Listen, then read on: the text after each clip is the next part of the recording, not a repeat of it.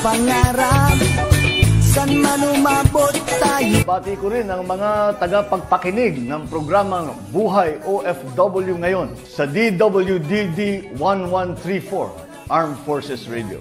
Mabuhay kayo mga OFW, mga bayani ng Pilipinas. Okay, magandang buhay Luzon, Visayas, Mindanao. Nandito naman po tayo sa programang Buhay OFW ngayon, Bantay at Kasangga. At sa panilingkod, Terry Alpa, tayo naman po ay magkakasama-sama. At bagong lahat, pasihin natin ang ating partner, founding chairman ng Bantay at Kasangga. Walang iba kundi si Albert Guanzon, na very busy sa kanyang mga proyekto, livelihood program sa ating mga kababayang OFW. At siyempre po, ang ating pong station, ang ating pong programa ay napapakinggan po sa DWWD AFP Radio. Ang boses ng Kawal Pilipino. Follow, likes, and share. Ayan. At siyempre, marami po kayong mapupulot at mapapakinggan dito na mga magagandang balita, mga tunay, walang fake news.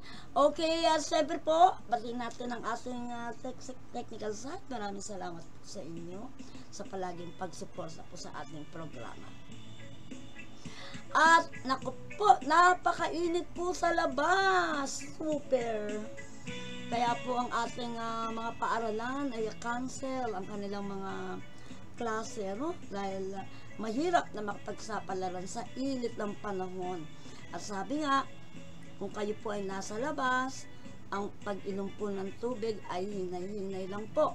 Kung galing kayo sa init, huwag kayo basta-basta iinom ng malamig na tubig. Hindi po pala maganda ang resulta niyan pag ganyan ang inyong ginagawa kasi mabibigla yung inyong mga ugat-ugat. So, iinom po kayo ng tubig, huwag pong malamig. Dahan-dahan lang po. At palagi po kayong magdala ng mga pananggalang sa araw, payong, jacket o bandana, anuman po yan. Ang importante, huwag po kayong maarawan, yung direct sunlight. Kasi hindi po natin alam, ang delikado po talaga yung heat stroke. Yun po ang very serious na magiging epekto pag kayo po ay na-expose sa mainit na araw. Yan. At syempre, hindi naman po maalis na tayo po ay lumabas, no? Katulad ng pamamalengke o anuman, sunduin ng mga anak na pumasok sa school. Kaya kailangan po ay talaga meron din po kayong sunscreen, no? Sa inyong mga mukha, sa skin. Kasi po direct sunlight sa skin nyo ay nagkokos po yan ng wrinkles. Ayaw po natin magka-wrinkles. Mahal po ang pastitreatment facial. Kaya kailangan ingatan na lang po natin yung ating balat sa pamamagitan po ng paglalagay po ng mga tamang sunscreen. Ayan, marami naman po dyan na affordable po ang mga sunscreen. Okay, at sa asin po naman pong mga kapaligiran, ayan, itong ang buwan, Marso, ay marami pong pinagdiriwang ngayong Marso. Yun po yung araw ng ating mga kababaihan. Mga karapasan ng ating mga kababaihan. At syempre, ito rin po yung month of fire prevention month. Kasi po, dahil sa sobrang init, ay marami pong maaring maging cause ng sunog. Kaya maging maingat po tayo. Dahil po yung mga ginagamit natin ng mga electric fan, meron nga nagsasabi, may tip nga ang Meralco na pag ang electric fan niyo po ay sira na, wag na raw pong ipagawa. Kasi minsan po, pag pinagagawa daw po ay nagiging madaling masira, nag-overheat, hindi po natin namamalayan, nasusunog na pala yung ating electric fan. Matutulog tayo, di natin alam. At isa pa rin, ingatan nyo yung charger. Huwag po nyong iiwan ang inyong charger na naka-on. Kung di na po kayo nag-charge, o tingnan nyo mabuti kung yung inyong cellphone ay full charge na, alisin nyo na po kasi may mga case po na yan po ay pumuputok. Di po ba? Yan na po, mga pag-iingat po natin, ano? At magbigay din po tayo mga balita, tungkol po ito sa Komisyon sa Wikang Pilipino from the Office of the President. Kasi po, ang KWF po at saka ang pamahalaang panglalawigan ng Bulacan, nagdaos po ng seminar training sa pagsasalin.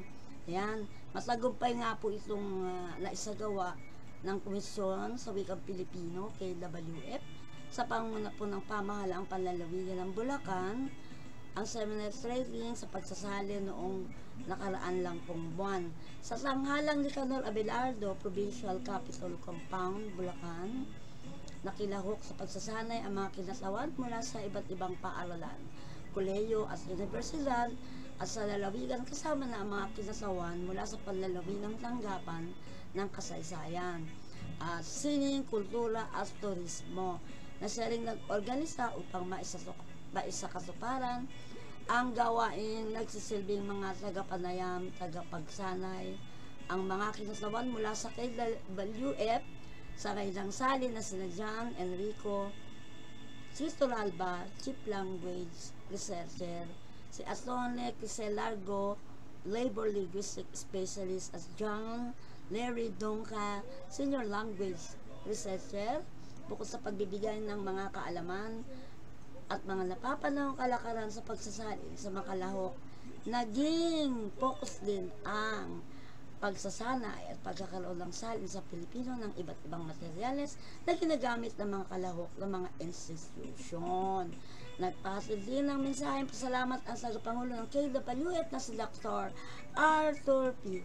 Casanova at Vice Governor ng Bulacan sa Kagawad Alexis Castro, at nanungkulang puno ng pakso na si May Arlene G. Torres. Okay. At syempre po, tayo po ay maraming mga naging coverage ng nakaraan.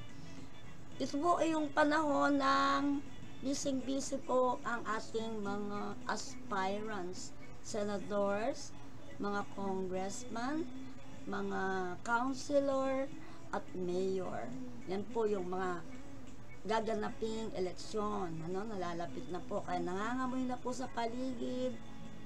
Ang dami-dami na po dyan na mga nasakaranta kung saan kukuha ng ayuda.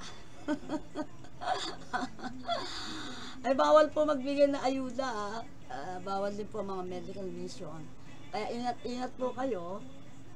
At wag masyadong obvious. Sabi nga, pag may bibigay na ayuda, kunin nyo po, pero iboto nyo yung nilalaman ng inyong puso at konsensya na alam nyong magsisilbi sa ating bayan. Tunay na magsisilbi, hindi magbubulsa. Yan po ang kailangan natin. At siyempre po ang ating mga OFW, sila din po ay boboto for sa senator and congressman, sila po ay boboto. Kaya mga OFW natin, mga party list, sila rin po ay boboto. Tingnan nyo, sariin ninyo. Minsan wag nyo pong tingnan ang resulta ng survey. Kung mataas sa ganito, siya na yung boboto nyo. Tingnan nyo po yung performance ng taong mataas o nangunguna sa survey. Ito ba ay ang paglilingkod ay may bahid ng kaswapangan? Medyo matapang yata yung aking lengguwahe. Ibig sabihin, para bang buhaya? Isa pa pala yun. Mahilig magbulsa. Yan. At tandaan niyo po, masaya kayo sa mundo. Pero pag dating ng paghahatol, tatanungin ka, ano ba ang nagawa mo? Ang sasagot mo ay, ako po ay nagbulsa sa kaban ng yaman ng aming bayan, ng aming bansa. Gusto niyo po ba ganun ang lalabas? Siyempre, pag sinabi mo yon sa nagtitimbang ng kasalanan mo, yung maraming kasalanan, walang kasalanan, abay, ang bigat noon. Kaya mas malalamang po yung panglalamang kaysa doon sa kabutihan na yung ginawa. Yan, isipin nyo, masaya lang po kayo sa mundo dahil marami kayong pera, material na bagay, mga perang galing sa masama. Pero pagdating naman po ng araw ng paghukom, yan yung po pagsisisihan yan. May kasabihan nga, pag ang tao daw po ay mabuti, kinukuha agad. At yung mga masama daw hindi agad daw kinukuha ni Lord kasi binibigyan ng chance na magbago. Paano naman po yun? Ang kasuwiran ng iba, maggagawa na lang ako ng masama para hindi ako agad mamatay. Sige, gawin mo yan. Pero pag namatay ka, walang hanggang apoy. Doon ka, nakababad.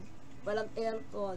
Yun ang kasagutan o yun ang resulta ng pagiging masama mong tao dahil ayaw mong mamatay agad.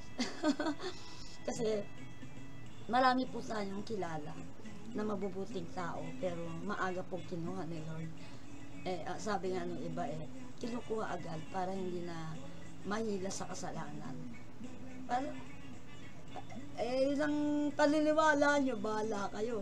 Kung ayaw nyo gumawa ng kabutihan dahil gusto nyo, ayaw nyo mamatay agad dahil mabuti kayo, nasa inyo na po yan.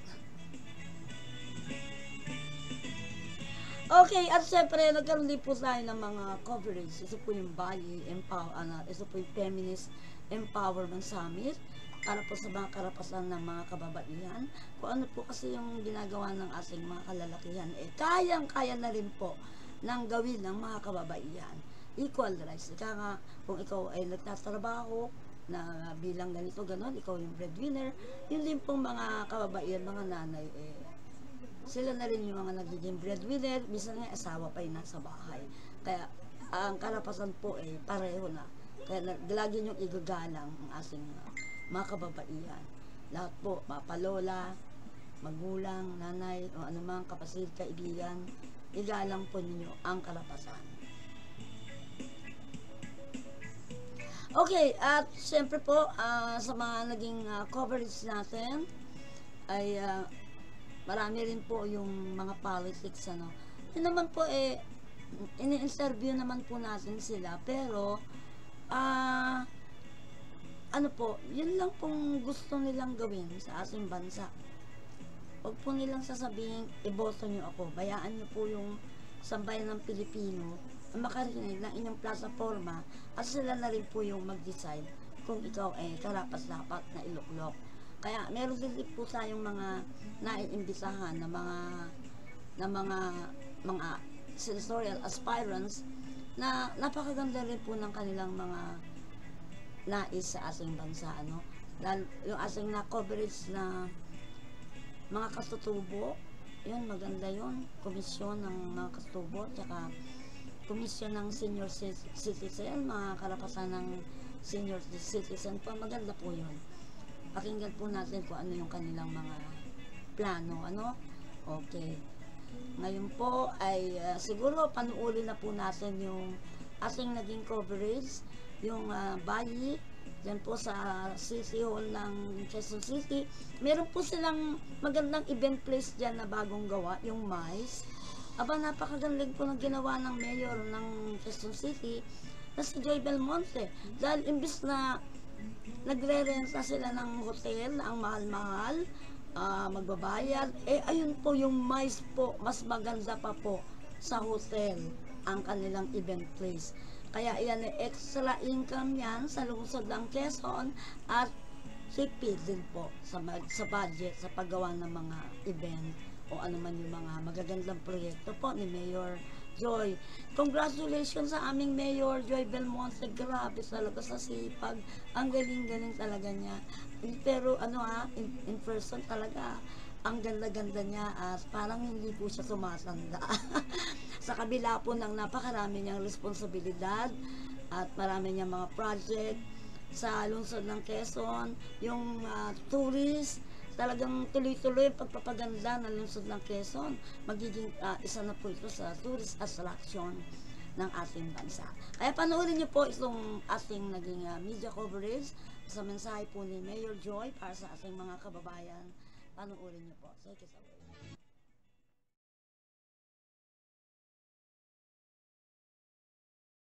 Good morning, everyone.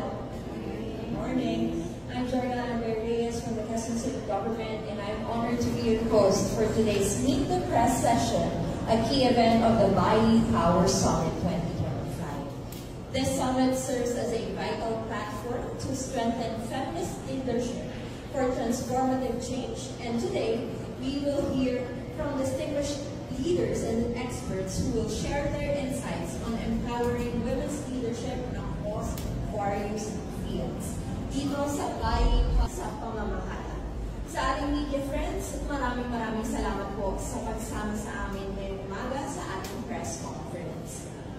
At para simulan ang ating programa, palakpakan po natin si Ms. Aya Tamayo, Co-Executive Director of Bayi Incorporated para sa kanyang mensahe. Okay. Good morning, everyone. Magandang umaga po sa ating lahat. It is my honor to welcome you to this press conference, or Meet the Press, to the Bayi Power Summit 2025, happening today until tomorrow. To our distinguished guests, media, and our key representatives here, Mayor Joy Del Monte of Quezon City, City Councilor John Valdez of Canton City, Ilocos Sur, Agustina Pesana from the delegation of the European Union in the Philippines, Kimberly MacArthur, Chief Operating Officer of Apolitical Foundation, UP President for Academic Affairs, Dr. Leo Cubillan, and former SK Chairperson and syempre Young Bayi Representative, Princess Naomi Aguilera. Thank you for being here. Today marks an important milestone for Bayi and for the collective movement towards strengthening women's leadership in governance. The Bayi Power Summit is more than just an event. It is a convergence of leaders, policymakers, and advocates working together to shape a future where women's voices are central to governance and decision-making. To give a brief background of Bayi, it is a non-profit organization which started as a program at the UP Center for Women's and Gender Studies. It started as a Bayi Political Empowerment Fellowship Program in 2018, which has now empowered over 150 plus women leaders across the country, including BARM. Through this program, we have seen women in government, elected officials, civil servants, young women, and grassroots advocates rise women's participation in governance. This press conference is also an opportunity to highlight the importance of gender-responsive leadership and champion of gender-responsive governance. Under her leadership, Quezon City has been at the forefront of progressive and inclusive policies that uplift women and marginalized sectors. Today, she joins us to share her insights on the significance of Quezon City hosting the Bayi Power Summit and its commitment to empowering women leaders. And without further ado, let me just welcome Mayor Joy Del Monte of Quezon City.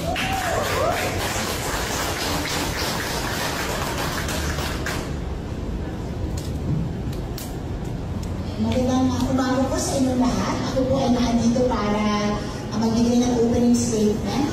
At pagkatapos po nito ay maaari po ninyong tanungin ang ating po mga resource persons na nandito ngayon. Iba't ibang mga katanungan patungkol dito po sa ating po press conference. Una sa lahat, salamat sa mga kaibigan natin sa media sa pagpunta dito. Isang Power Summit 2025. And to our esteemed guests, partners, members of the press, and of course the dedicated women leaders who continue to inspire transformative change.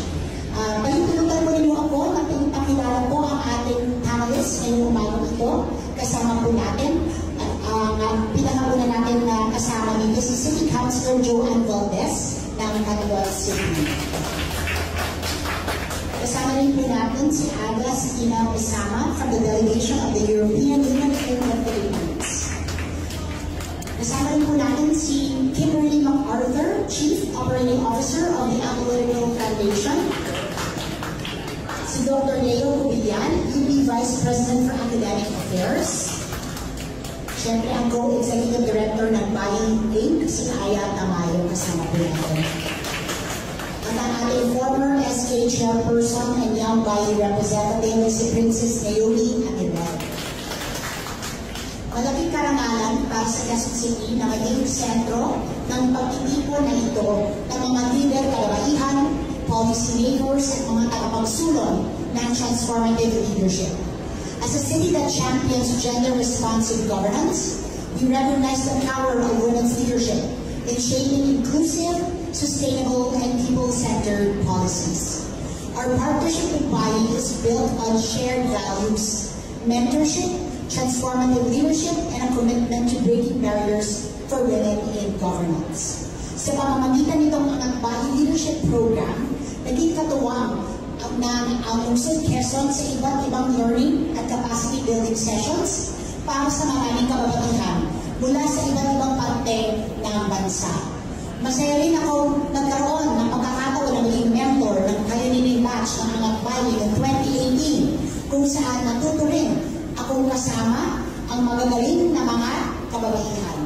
Kaya para simula ng selebrasyon natin ng Women's Month, muling pinagsasama ng Bayi ang lahat ng Angat Bayi Fellows, mga partner at allies para palakasin pa ang gender-responsive leadership sa ating bansa.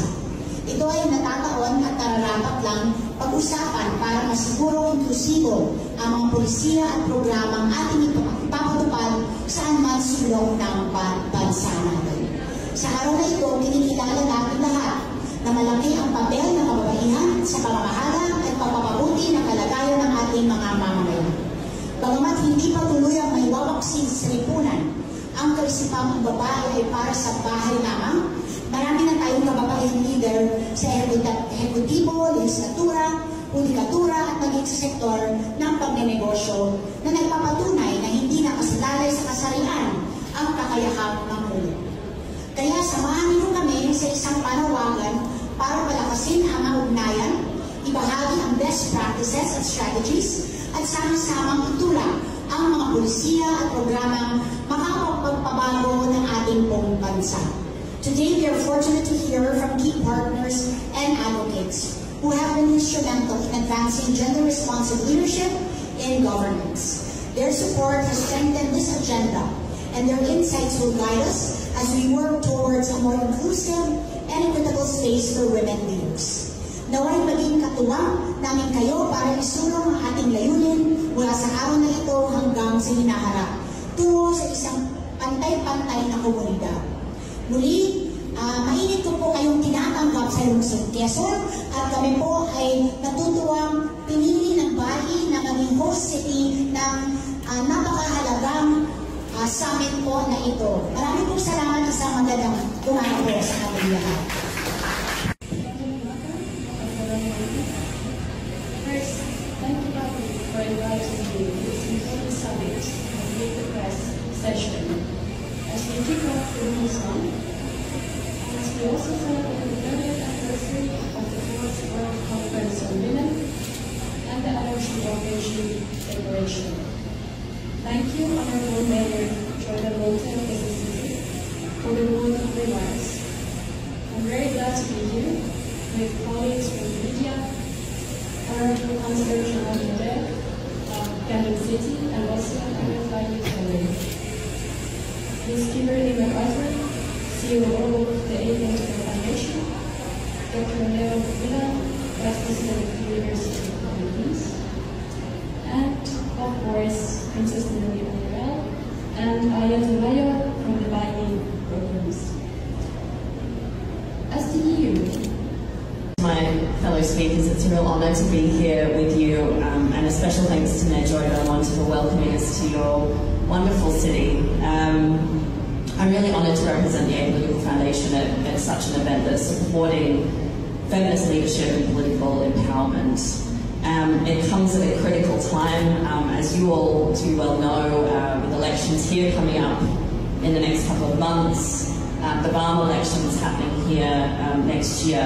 But I think if we also consider the political changes that are happening around the world at the moment, something like this type of summit, is crucial in showing that there's an alternative way to do politics. I think political leadership faces really unprecedented challenges at the moment, and we know from around the world that trust in political leaders and political leadership is declining, and particularly for women leaders. But also I'm here to represent that, and it's really where future leaders are made, and in a way we hope that we'll be able to contribute to your movement and cause. I believe what you said, that women leaders in the Philippines, thank you, Mayor Joy Belmontes is one of our great leaders in our country, where people, it's like you see how they work, and in a way, if we empower women as early as our young valley, and then it could be transformative to our society.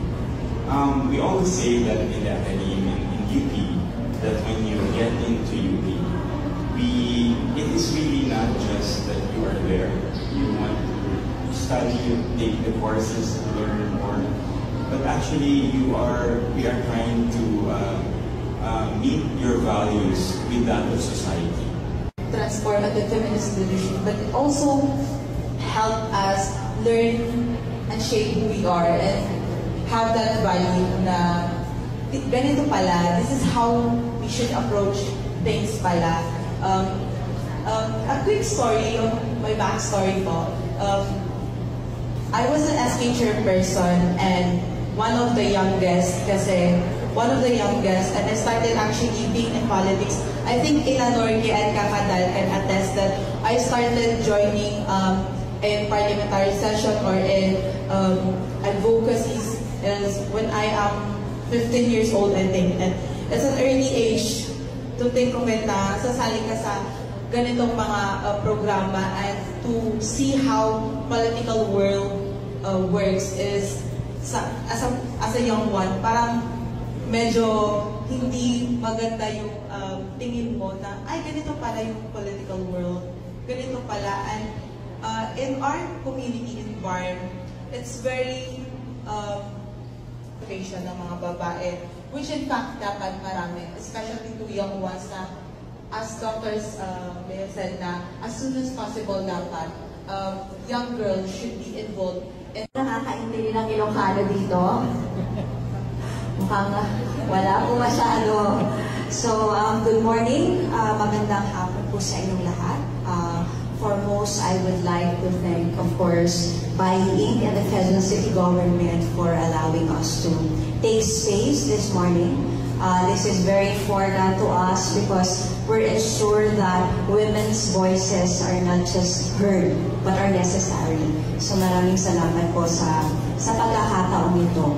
So gusto ko lang pong ipakilala ang aking sarili. I am Joanne. I'm a third-term council member from Tandon, Ilocos Sur. At isa po ako sa mga mapalad na napili na inaugural batch ng Angat Bayi Political Empowerment Fellowship Program noong 2018. Ito po ay nagsimula noong first term pa lang po ako as a member of the City Council, at mapalad po ako na isa sa mga mentors ko sa fellowship ay walang iba kundi ang ating buting mayor na si Mayor Joy Belmontes. So I think that's one of the gems that I have had as a fellow of the Angat Bayi, that I was able to meet leaders who actually empower you, who actually allowed you or inspire you to do better in the things that you do for the community, especially for a low minority council member. Would you imagine, for somebody who has always been pushed to the margins, who has been operating an entrenched dynasty for more than 50 years, it's really very hard for somebody to navigate that kind of landscape. Babae, bata, baguhan. So, papaano marinig ang iyong boses? Sa mga babae, So we have to make sure that this network will provide safe space for women and for aspiring women leaders, for civil servants, to have that space to be themselves, to thrive, to bloom. And of course, magkakaroon po tayo dito, hindi lang safe space, kung hindi, at the policy level, at the implementation level, gusto po natin abutin yun. And not just that, of course, at the end of the day, our end goal is to be actually inclusive, to actually be true to what we believe in, no one is left behind po. Because lahat po ng sectors gusto natin tingnan. And alam ko po na I'm sure that you have more questions in mind. So muli, maraming salamat po, at we're very willing po. Should you have further questions, we will be glad to answer. In this upcoming election environment. Actually, it's not new. As I see it, na may mga challenges po talaga for women involved in terms of political participation. But I'm really glad that it didn't stop. I think one of our upcoming our aspirant councilor is here, Ina Norbe, na even being a woman in a male-dominated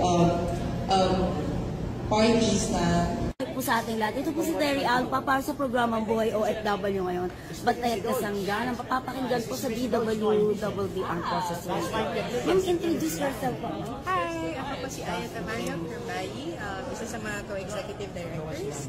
Inaanyayahan ko po kayo na tumangkilik sa social media namin and probably Facebook po and Instagram, no? Para din sa ating Bayi Power Summit 2025. Ini-engage po natin ng mga women politicians, young women, and different women sectors. So, ayun, kita-kits po tayo doon. Salamat! Yes. Ma'am, ingin ko lang din po kayo na mensahe para po sa ating mga sundalo. Okay. Yes. Sige, anong mensahe? Malaking pasasalamat rin po at sana mas malaking suporta po ang mapunta sa mga sundalo natin. At maraming salamat po sa mga trabaho na ginagawa natin. So, thank you at ingat po palagi. Fighting. Yes. Mabuhay po.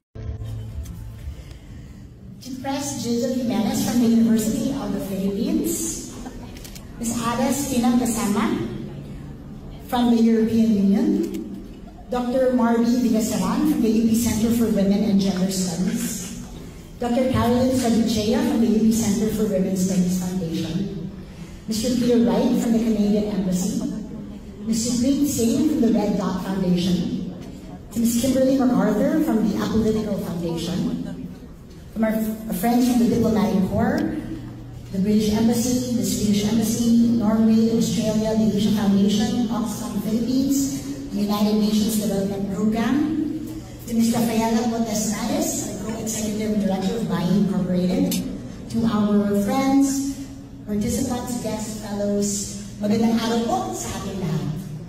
Welcome to Quezon City. It is an honor for us to host the very first Bayi Power Feminist Leadership Summit. And I am happy to be in the company of fellow women leaders, advocates, and allies. As we gather for this occasion, I am reminded of that famous Chinese proverb, which says, women hold up half the sky. This truth is present in every part of our collective life, whether in homes, workspaces, schools, communities, sectors, and advocacies. It certainly reverberates in this hall today as we celebrate the strength of women leadership and our commitment to building a society that is truly inclusive and just. As the first female to be elected as mayor of this city, I recognize how important this occasion is for our movement. After all, as a woman in politics, I was often the only one of my kind in most tables, where the expectation was always to conform to the traditional way of governance and to tone down my voice. I know this is an experience that most of you here share. Despite the growing evidence that society benefits when there are more women in leadership, we still have to fight hard for our place, especially in male-dominated fields and professions, including, of course, politics and governance. To this day, we continue to face double standards that differentiate us from our male peers and colleagues. A man is goal-oriented, whereas a woman is ambitious. A man can be passionate, but a woman can never be emotional. When a man is a leader, a woman who dares to do the same is bossy or pushy. We are judged first by our looks and set to much higher moral standards, asked to comply with norms that were put in place to undermine us. You are expected to be strong, but never tough, to grin and bear, even the face of blatant insults, to work thrice as hard, and yet be modest in our achievements, to prove ourselves worthy each day in ways that men are never expected to. In many ways, my leadership journey was one that I had to shape on my own, and in doing so, I felt strongly that this is a mindset that we must all change. This is why here in Quezon City, embracing women's rights is not a token advocacy, but a real priority in governance. We are loud and proud in the work that we do to support our women, whether they are solo parents in need of additional welfare assistance, wives and mothers who take an equal responsibility for their families, aspiring entrepreneurs seeking opportunities to shine, survivors of gender-based violence and domestic abuse, or professionals, employees, and students. Here in our city, we provide avenues to strengthen women's self-agency and their capacity for leadership, which is part of our broader bid to promote inclusivity. This means transforming our city into one where every woman can feel safe and capable of fulfilling their full potential. We established the Quezon City Protection Center for Women, Children, and LGBTQIA+, the first of its kind, which provides legal, medical, and psychological support for survivors of abuse.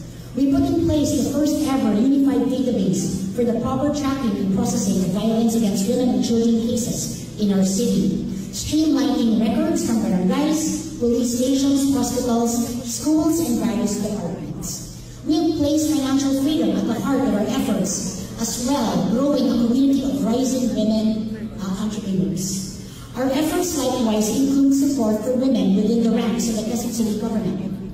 We saw the everyday struggles of working mothers and created a breastfeeding station in Quezon City Hall to provide them with a safe and accessible space, as well as child housing facilities within our premises. We also have a system in place to investigate allegations of sexual harassment, which includes firm consequences on perpetrators, as well as counseling and other forms of assistance for the survivors of such acts.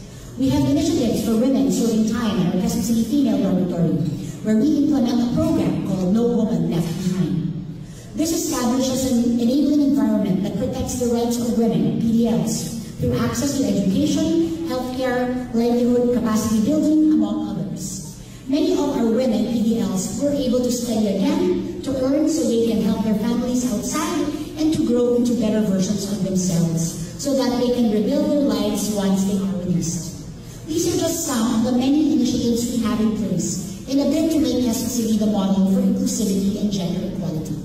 Admittedly, this pivot has required me to pour 300% more effort than what is expected of my male peers. But we moved the needle, little by little. We established that embracing women's power works because women are integral to every single part of our collective lives, from our bid to socio-economic progress, climate solutions, people participation, and many other aspects. I have long been a partner and friend of Bayi.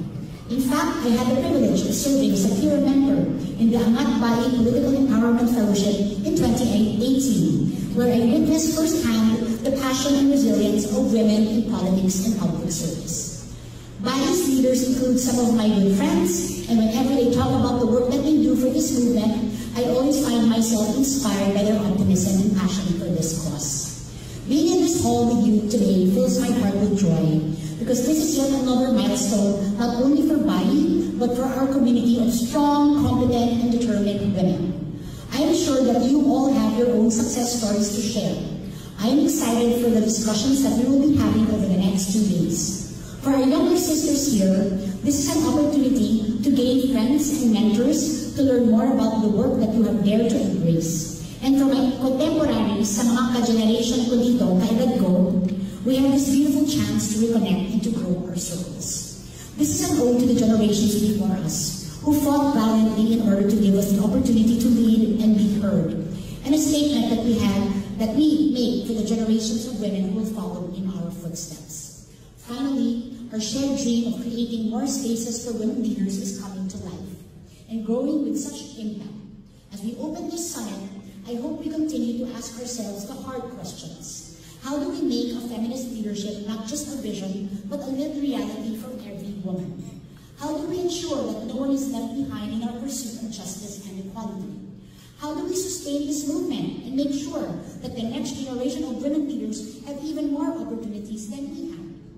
Together, I am positive that we will find the answers and bring them to the work we still have to do. May we take inspiration from each other and from the mission to help ignite the power within more of our fellow women. Again, it is an honor to have you here in Quezon City. Maraming po salamat sa karangalan ito at mabuhay po tayo lahat.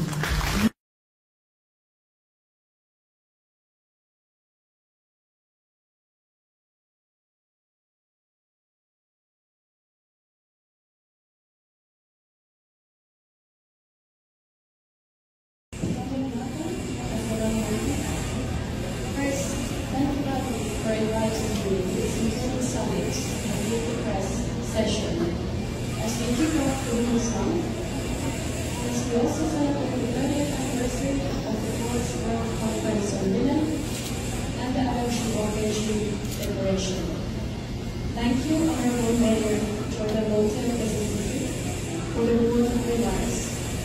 I'm very glad to be here with colleagues from the media, Honorable Councilor Jordan of Quezon City, and also our fellow colleagues. Ms. Kimberly MacArthur, COO of the International Foundation, Dr. Leo Villa, Vice President of the University of the Philippines, and of course, Princess Lily O'Reilly and Ayat Maya from the Bayi programs. As the EU,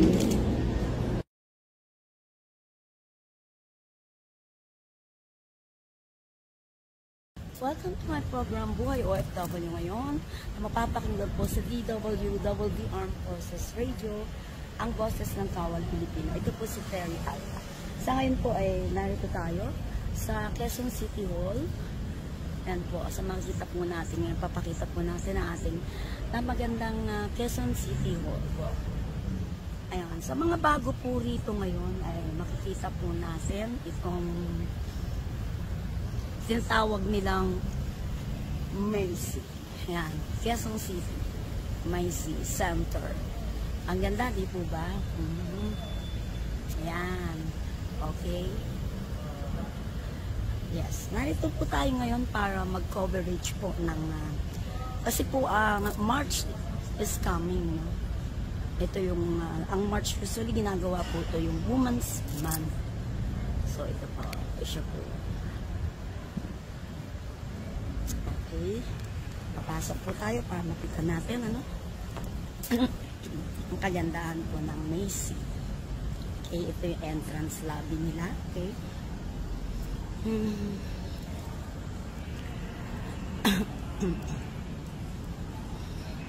Pasok tayo. Ayan, zoom. Okay, makikita po natin ang loob nito. Sorry. Bye. Ito po yung kinover natin kanina. Yung Bayi Power Feminine Leadership. Ito po yung summit na ginalap kanina. Summit. First Feminist Leadership Summit. Okay.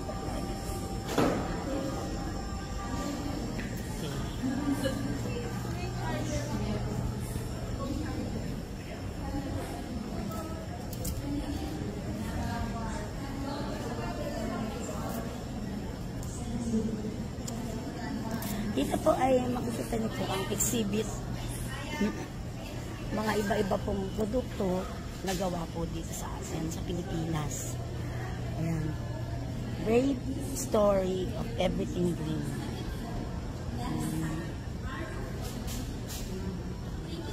Multi-purpose cooperative.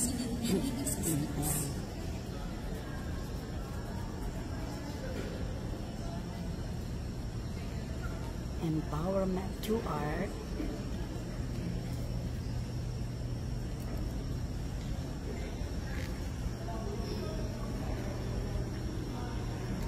Ayan, napakarami pong products.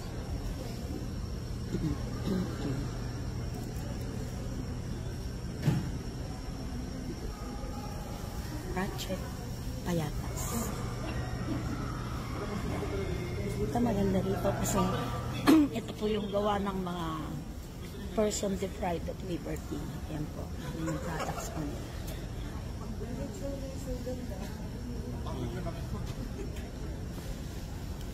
And yan, pinagmamalaki nating hobby, heritage, handmade, created for you. DJs. Ganda ng ating sariling so-ofan. Bags and Beyond by Pam.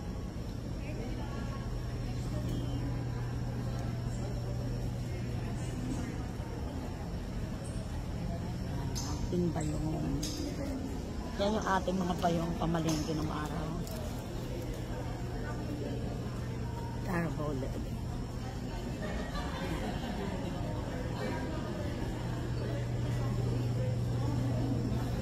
Meron pa pong itaas ito, second floor. Maganda rin po. Doon ginagawa ang press conference, second floor. Bangsamoro communities naman po ito. Seaweed chips.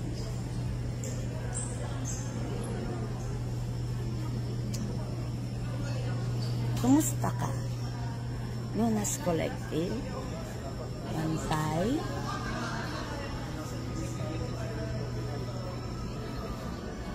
Nakambini, Igor Jesus. We're from Pelikula, love producers of film Nakambini Gregorio de Jesus. Okay. So si Gregorio po ay asawa ni Supremo Andres Bonifacios. Isa po siya sa mga leaders ng Katipunan. Siya po ay isa sa mga namuna ng women's chapter ng KKJ. Tapos yun, papalabas po namin ito sa huling quarter ng taon. Saan po ipapalabas? Sa mainstream po, sa mga sinehan po natin. Sa mga mainstream. It was 10 years in the making. We started creating in 2015. Kasi mga artista po natin, si Lovey po. Siya ang gaganap. Naabangan yan. Kasi maraming di nakakaalaman, no? Yun po yung ginagawa natin. Mas makilala po si Gregoria. Malaman po ng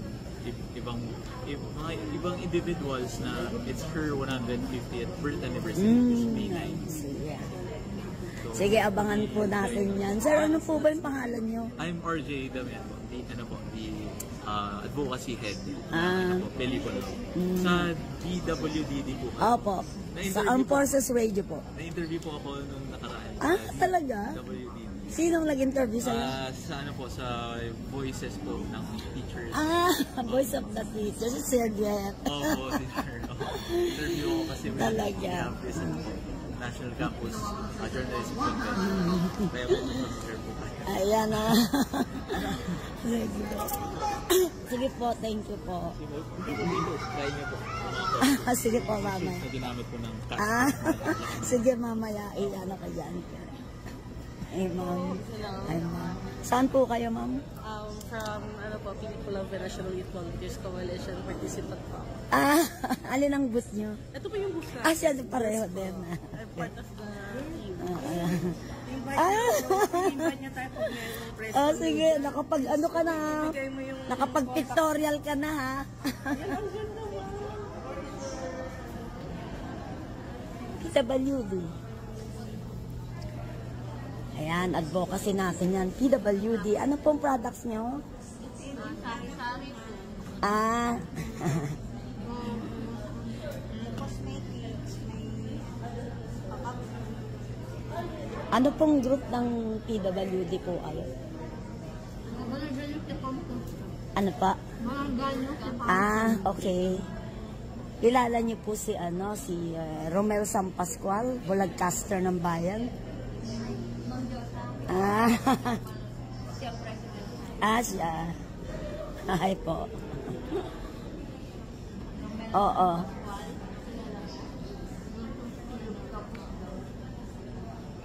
Sige. Okay.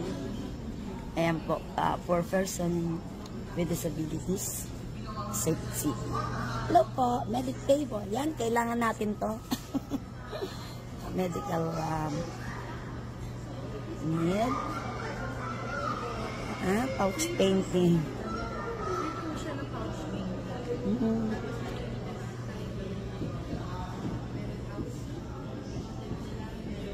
Young people in governance as champion. Magandang Miss Micah. Okay. Bayi. Marami silang gawa. Bayi, no?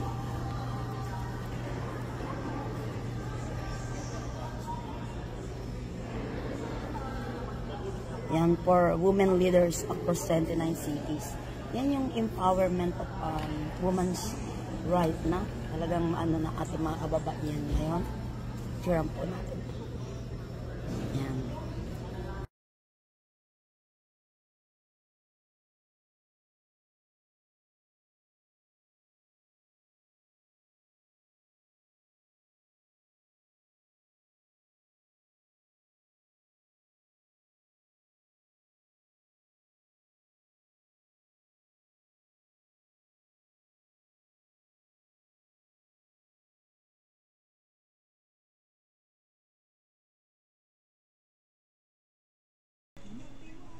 Yan, okay, napanood niyo po ang ating coverage sa Bayi, no? Bayi Company, kung saan po yung mensahe po ng Mayor Joy Belmonte para sa mga taga-lungsod Quezon ay napakaganda po.